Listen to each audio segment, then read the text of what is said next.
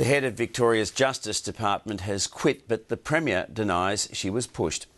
Penny Armitage is a 30-year veteran of the State Public Service, and she's going 2 months after the Ombudsman exposed failings by her department in the lead-up to the prison murder of gangland figure Carl Williams.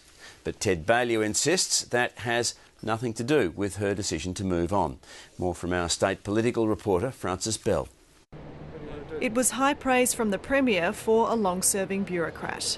She's served the Department of Justice as Secretary for 10 years. She's done a remarkable job over nearly 30 years in the public service, so we wish her well. Penny Armitage says she's leaving with a deep sense of sadness to take up a management role at corporate advisory firm KPMG, where she'll advise state and federal governments on service delivery. Her tenure as a top bureaucrat hasn't been without controversy. Most recently, an Ombudsman's report on the prison murder of Carl Williams revealed Ms Armitage was warned the key police informant was at risk from his cellmate Matthew Johnson, the same man who went on to kill Williams 15 months later.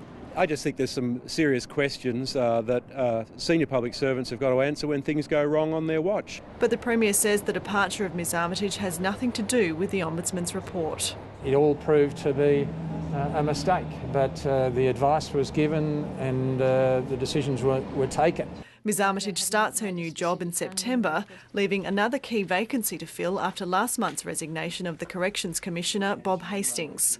For a state government that's pushing hard on law and order, to see the instability at the senior ranks of the public service in the Department of Justice, it's a bit confusing for the public. Former federal bureaucrat Greg Williams has been reviewing the management of the Corrections and Justice Departments, but the Premier won't say when his investigation is due to be completed. Francis Bell, ABC News, Melbourne.